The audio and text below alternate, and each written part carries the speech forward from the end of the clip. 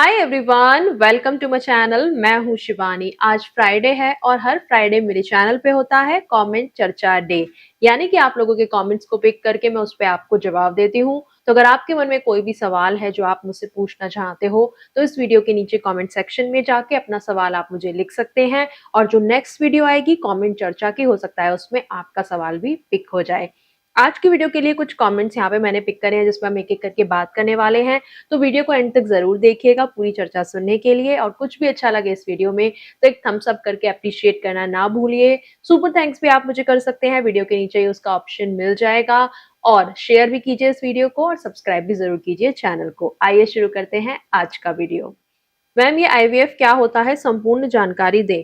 देखिए, आईवीएफ एक प्रोसीजर है, मैं शॉर्ट में आपको बताती हूँ। इस प्रोसीजर में वो कपल्स जाते हैं जिनके बेबी नेचुरली कंसीव नहीं हो पा रहा है। नेचुरली वो ट्राई कर रहे हैं बेबी होने के लिए लेकिन नहीं हो पा रहा है। आप सबसे पहले अगर तो डॉक्टर के पास जाते हो, अपना चेकअप कराते हो, और जो आपके टेस्ट आते हैं उसमें आपको पता चलता है कि या तो फीमेल के जो एग्स हैं वो अच्छी क्वालिटी के नहीं है अभी, और एज के साथ भी ये प्रॉब्लम आती है कि अगर आपकी एज ज्यादा हो चुकी है फीमेल की या मेल की, तो मेल में भी क्या होता है कि कई बार स्पर्म की क्वालिटी उतनी अच्छी नहीं होती कि आप नेचुरली कंसीव कर पाओ। और कई बार तो यंग कपल्स में भी ये प्रॉब्लम होती है।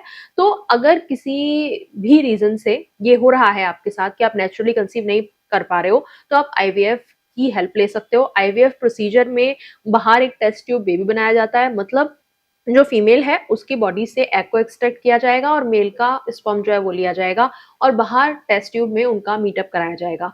और जब वो मीटअप सक्सेसफुली हो जाता है, भ्रूण बन जाता है, तो उसको फिर फीमेल के अंदर इम्प्लांट कर दिया जाता है, और वहां पे फिर वो बेबी बड़ा होता है और जैसे नेचुरल बेबी जन्म लेते हैं वैसे ही जन्म लेता है। और इसमें कुछ भी ऐसा नहीं है कि आपको लगे कि ये आपका बच्चा नहीं है, ये आपके ही स्पर्म और एग से बना होता है, तो ये आपका ही बच्चा होता है।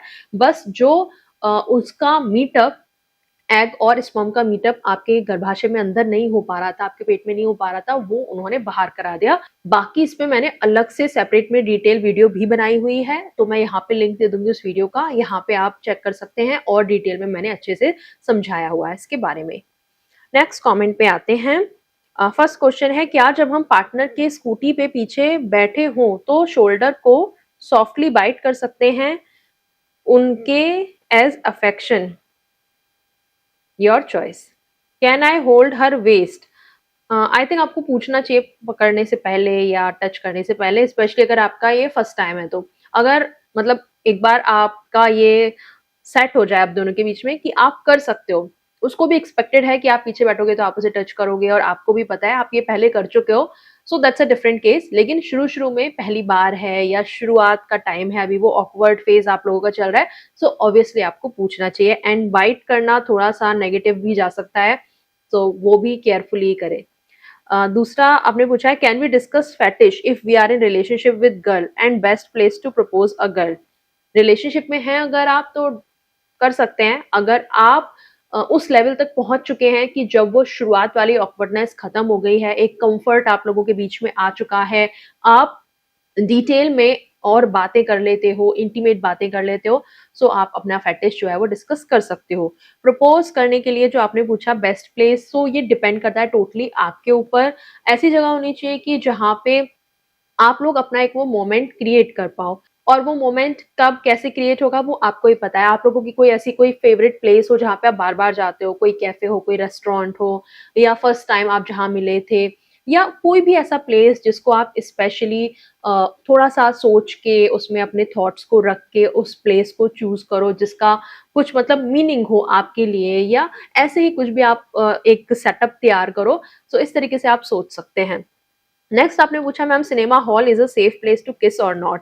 देखिए, डिपेंड करता है। पहली बात तो किस तरीके की मूवी आप देख रहे हो, एंड किस तरीके का क्राउड वहां पे है। अगर फैमिली वाले लोग हैं, बच्चे भी हैं अगर आसपास आपकी सीटिंग के आसपास, सो वो ठीक टाइम नहीं होगा आई थिंक। और अगर आपका कोई कोजी सा कॉर्नर है and you are just like quick moment में करा और खत्म, तो वो ठीक है, चल सकता है कि कुछ रोमांटिक सीन चल रहा है, आप लोगों का भी थोड़ा सा एक रोमांटिक वाला मोमेंट चल रहा है, सो इन अ मोमेंट आप कर सकते हो, पर जो लोग मैंने देखे हैं कुछ कुछ जो एकदम रोमांस मतलब करने लग जाते हैं एंड ऐसा मतलब प्लेस बना लेते हैं उसको कि जैसे यहीं पे हम अपना प्राइवेट मोमेंट्स ही करने आए हैं, मूवी से उन लोगों को लेना देना नहीं होता, तो वो थोड़ा सा अजीब हो जाता है, ऑकवर्ड हो जाता है दूसरों के लिए भी।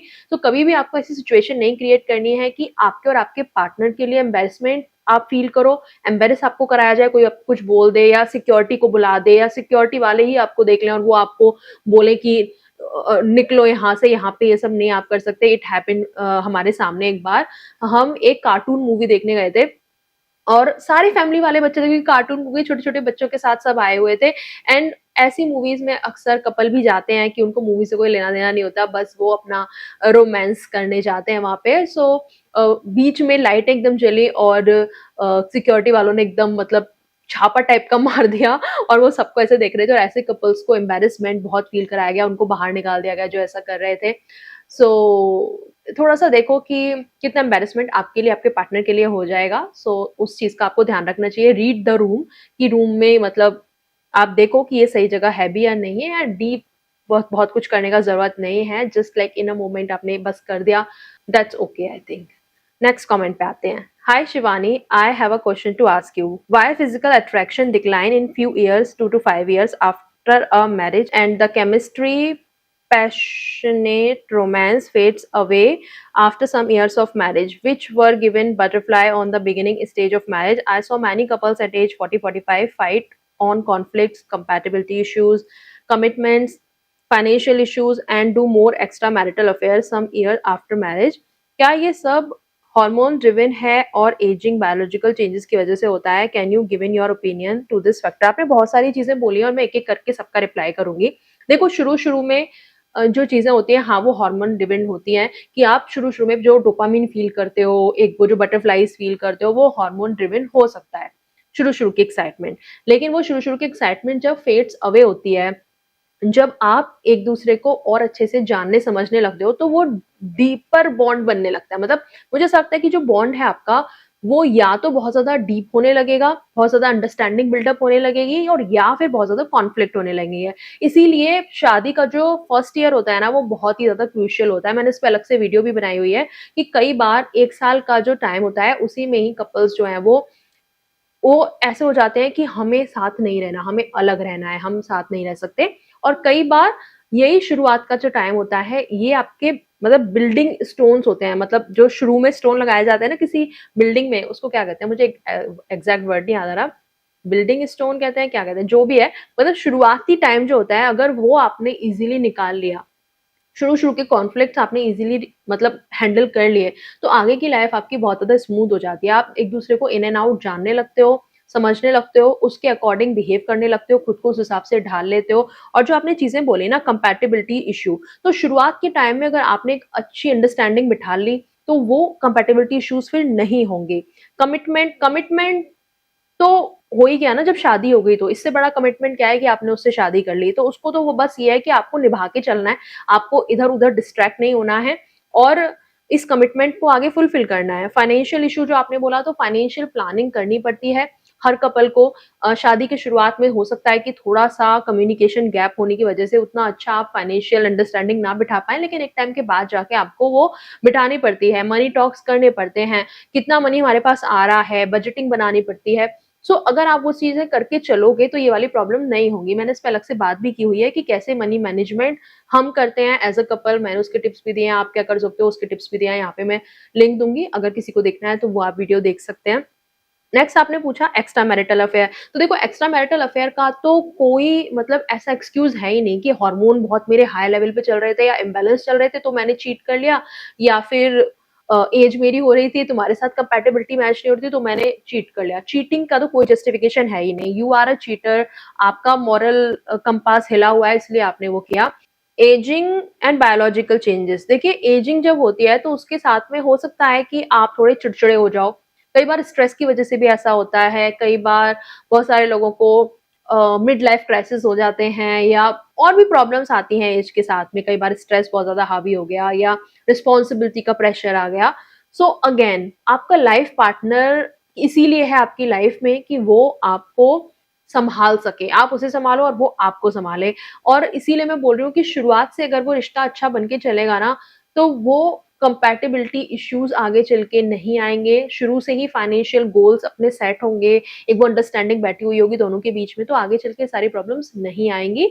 तो मुझे ऐसा लगता है कि एक कपल के बीच में एक अच्छी कम्युनिकेशन होना सबसे पहली प्रायोरिटी है, और वो हर किसी फेज में आपका साथ निभाएगी।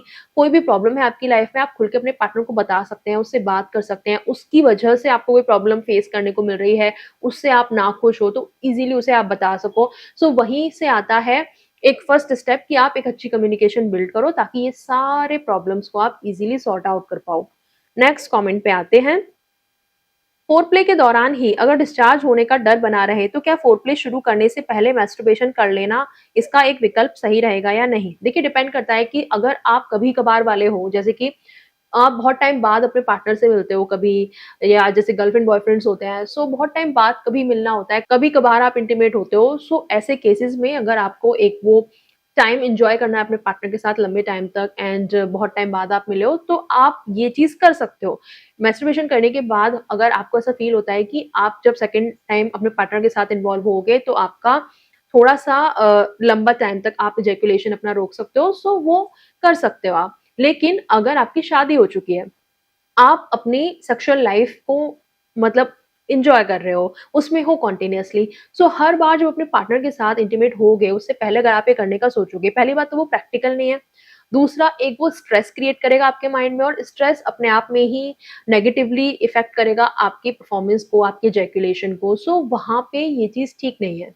वहां पे आप अपने पार्टनर के साथ ऐसी अंडरस्टैंडिंग बनाओ कि अगर फोर प्ले के टाइम पे हो भी गया, सो इट्स ओके, आप कंटिन्यू करोगे उस फोर प्ले को, मे बी आप सेकंड टाइम के लिए रेडी हो जाओ, या फिर आपका हो गया तो आप अपने पार्टनर की हेल्प कर सकते हो आगे कंटिन्यू करके।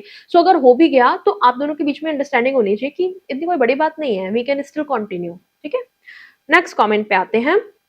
I have question for you. Nowadays, choosing the right girl is very challenging and difficult. Girls' expectations are very high and they focus a lot on modern culture and lifestyle. Because of modern thinking and lifestyle, the divorce rate is increasing in India. Some girls choose money over love, relationships, family values, and Indian culture. So how can I choose the right girl for a long term relationship? इसमें भी आपने बहुत सारी चीजें mention करी है, मैं एक एक करके रिप्लाई करना पसंद करूंगी इसको। पहला आपने पूछा कि डिवोर्स रेट जो बढ़ रहे हैं बिकॉज की लड़कियों की जो थिंकिंग है या उनकी लाइफ स्टाइल है वो मॉडर्न हो रही है। मैं आपकी इस बात से बिल्कुल भी अग्री नहीं करती हूँ। देखो, पहले के टाइम में जो मैरिजेस हुआ करती थी वो बहुत ही अच्छी थी, वहां तो कोई प्रॉब्लम थी नहीं, वहां तो कोई डिवोर्स का सोचता ही नहीं था। ऐसा नहीं है, डिवोर्स पहले भी एग्जिस्ट करता था, डिवोर्स पहले भी होते थे। बस दोनों में डिफरेंस ये है अभी के टाइम में और पहले के टाइम में कि अभी अवेयरनेस ज्यादा है, गर्ल्स को अपने राइट्स पता हैं, डिवोर्स हो गया उसके बाद में उनको क्या करना है वो उनको पता है। गर्ल्स को ये पता है कि क्या मेरे ऑप्शन है कि मैं खुद का अपना गुजारा कर पाऊं, मैं खुद अर्न कर पाऊं। फाइनेंशियल इंडिपेंडेंस ज्यादा है अभी लड़कियों के पास में, उनको ये कॉन्फिडेंस है अपने अंदर कि मैं डिवोर्स के बाद भी सरवाइव कर सकती हूँ इस दुनिया में। पहले इतनी एक्सेप्टेंस ही नहीं थी डिवोर्सी विमेन्स की, और हमेशा उनपे ही मतलब एलिगेशंस लगाए जाते थे कि तुम्हें कोई प्रॉब्लम है। वैसे तो अभी भी यही होता है, इतने सेलिब्रिटीज की जो डिवोर्सेस होते हैं उसमें मोस्टली फीमेल को ही इतना भला बुरा बोला जाता है, जबकि मेल्स को कोई कुछ नहीं बोलता। आपको कुछ भी नहीं पता होगा उनकी शादी में क्या चल रहा था क्या नहीं, फिर भी आप बहुत ही इजीली लड़कियों को गोल्ड डिगर बोल देते हो, या ऐसे ही बोल देते हो कि उसने तो पैसा चूज किया, जबकि आपको नहीं पता सच्चाई में कि एक्चुअल में क्या प्रॉब्लम थी। सो बहुत इजी होता है कि सारा ब्लेम लड़कियों पे डाल देना, और यही होता चला आया था। इसीलिए जो औरतें हैं वो नहीं इतना स्टेप ले पाती थी, और सबसे बड़ी बात कि जो उनका मायका होता है वहां से कोई सपोर्ट नहीं होता था। वो लोग भी यही बोलते थे कि भाई हमारे ऊपर ही इल्जाम लगेगा, और जो घर के जो मेल मेंबर होते थे ना, जैसे कि फादर हो गया, भाई हो गया स्पेशली, उन लोगों को ऐसा लगता था कि ये डिवोर्स लेके हमारे घर आ गई ना तो हम पे ही बोझ बनेगी, हमें ही इसे संभालना पड़ेगा। लेकिन आज की लड़कियों में ये है कि मैं तुम पे कोई बोझ नहीं बनने वाली, मैं अपना गुजारा खुद कर लूंगी, मैं इतनी पढ़ी लिखी हूँ या मैं इतनी फाइनेंशियल इंडिपेंडेंस में हूँ। और जो लड़के से मिलता है, जो मतलब हस्बैंड से मिलता है उसको एलिमनी वगैरह, तो वो भी सपोर्ट करता ही है। सो ये वाली चीज है अभी कि थोड़ा सा अवेयरनेस ज्यादा है, थोड़ा सा कॉन्फिडेंस ज्यादा है, फाइनेंशियल इंडिपेंडेंस ज्यादा है, इसीलिए लड़कियां स्टेप ले रही हैं।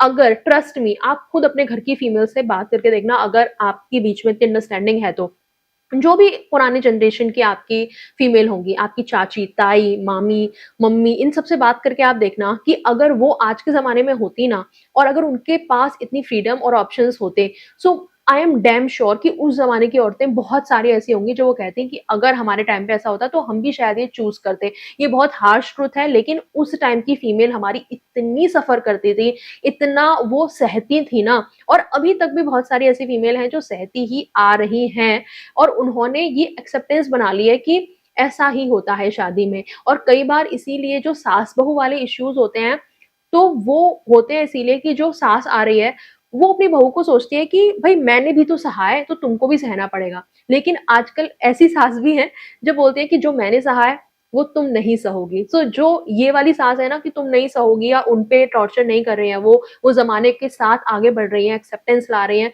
तो वो घर बहुत अच्छे से चल रहे हैं। और अभी भी वो जो दकियानूसी जो ख्यालों वाली सास है उनके घर में अभी भी बहुत सारे इश्यूज चल रहे हैं।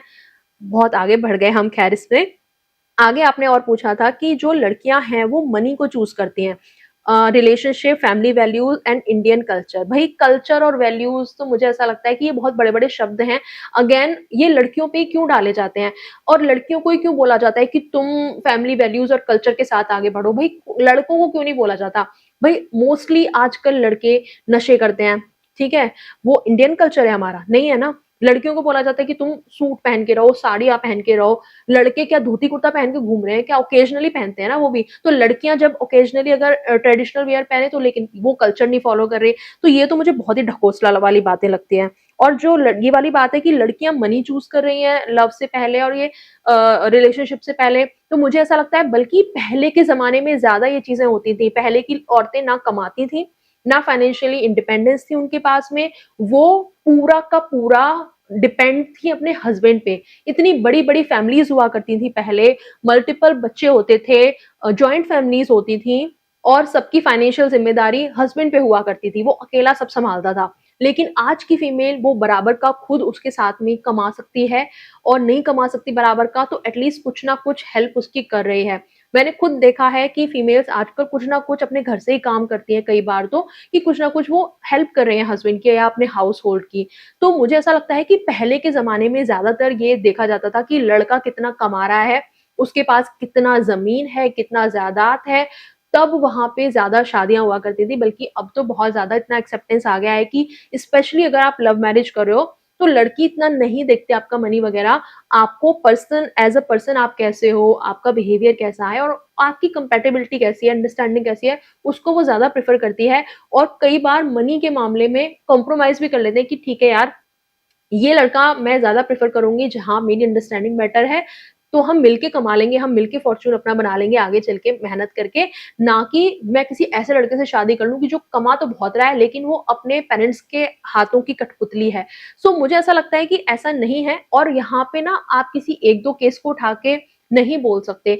मैं मानती हूँ कि जब भी मैं ऐसी बातें करती हूँ तो कई बार लोग आते हैं कि नहीं हमारे पास तो ऐसा है, मैंने तो ये भी देखा है। तो जब हम पूरा लार्जर पिक्चर की बात करते हैं ना, मतलब एक पूरी जैसे लड़कियों की ओवरऑल आजकल की लड़कियों की हम बात करें तो हमें बहुत बड़ा रेशियो भी देखना पड़ेगा। ज़्यादातर क्या हो रहा है वो देखना पड़ेगा, ना कि 1-2 केसेस को उठा के आप अपना वर्डिक्ट सुना दो कि नहीं मैंने तो ये देखा है।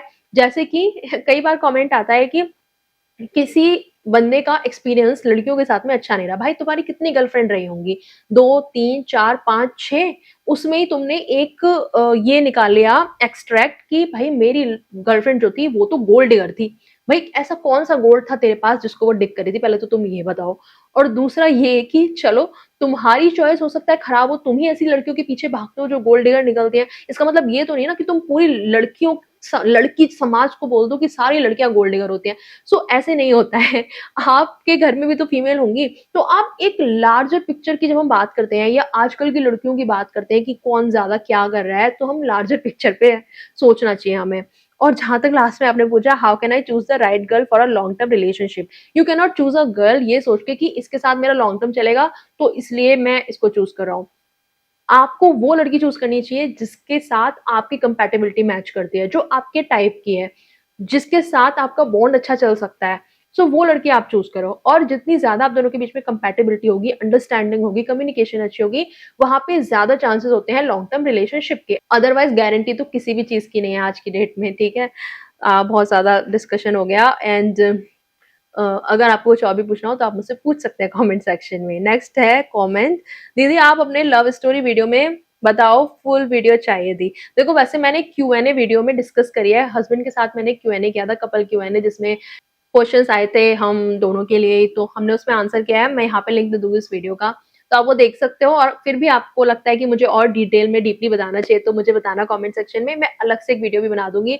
नॉट इस चैनल पे, जो हमारा दूसरा चैनल है पॉजिटिव रियलिटी, वहाँ पे मैं सोच रही हूँ कुछ स्टोरी टाइम शेयर करने का, ताकि आप लोग मुझे और अच्छे से जान पाओ और थोड़ा डीप लेवल पे कनेक्ट कर पाओ। सो पॉजिटिव रियलिटी चैनल पे मैं इस तरीके की स्टोरी टाइम करने का सोच रही हूँ। सो मुझे बताना अगर आप इस तरीके की वीडियो में इंटरेस्टेड हैं, और आप पॉजिटिव रियलिटी चैनल पे हमें सब्सक्राइब कर सकते हैं। डिस्क्रिप्शन बॉक्स में उस चैनल का लिंक मिल जाएगा और पिन कमेंट में भी। तो यही थे सारे कमेंट जो मैंने आज की वीडियो के लिए पिक करे थे। आई नो कुछ कमेंट मतलब थोड़े से ही हैं, कम हैं, और कम कमेंट ही थे, तो आप ज़्यादा से ज़्यादा कमेंट करा करो ताकि हम और ज़्यादा डिस्कशन कर पाएँ। और भी कोई आपके मन में सवाल आ रहा हो तो मुझसे ज़रूर पूछना इस वीडियो के नीचे कमेंट सेक्शन में। नेक्स्ट वीडियो में हम उनको डिस्कस करेंगे। आज के लिए इतना ही, अभी मैं चलती हूँ, मिलूंगी आपसे अगले वीडियो में एक नए टॉपिक के साथ। तब तक के लिए बाय, टेक केयर।